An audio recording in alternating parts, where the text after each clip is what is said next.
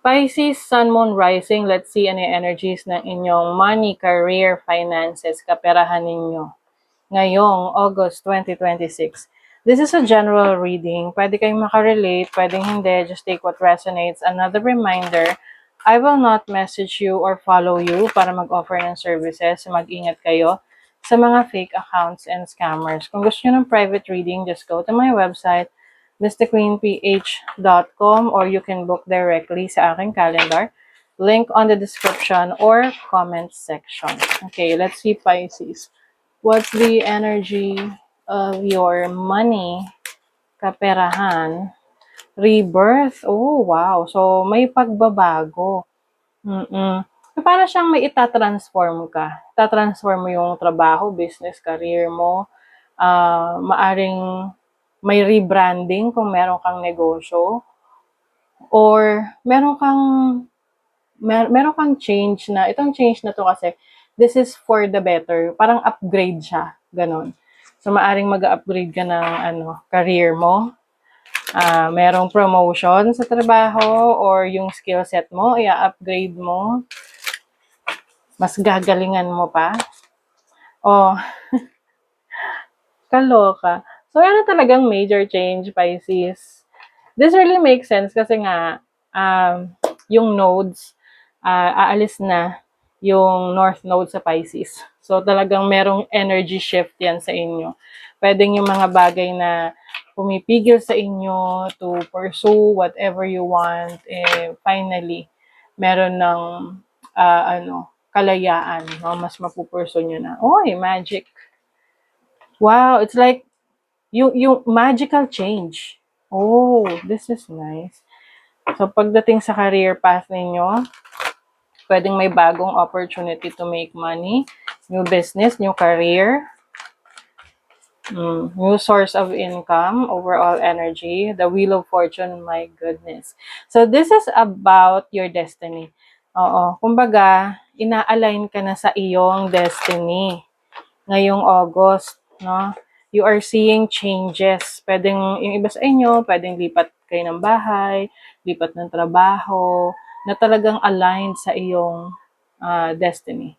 So you have the King of Wands as your challenge. So maaring yung iba sa inyo, nag-hesitate pa kayo na ito ba talaga para sa akin? Kailangan na ba talaga magbago?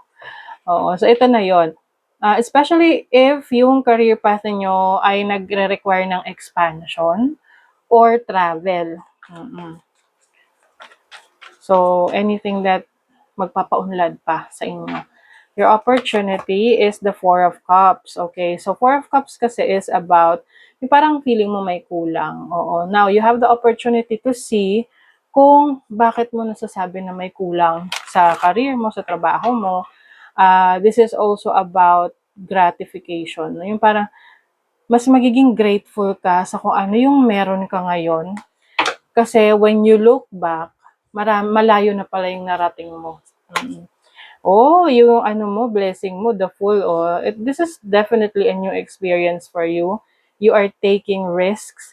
You are taking a leap of faith. So, maglalakas loob ka na sumubok ng mga bagong bagay sa career mo, sa business mo, trabaho mo. Some of you talaga, this is about, working abroad or anything about traveling when it comes to your career.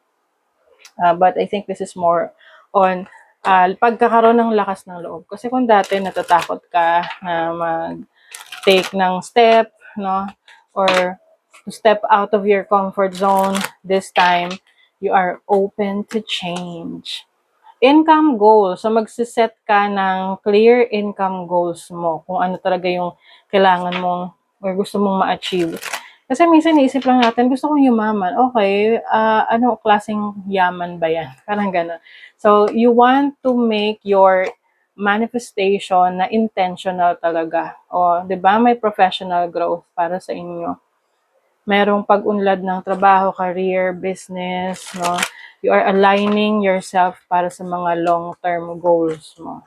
Networking power. Yes, so some of you Pisces, meron kayong kakayanan na mas mag-network, magkaroon ng community, wherein people are supporting you, supporting your work, supporting your career, supporting your business.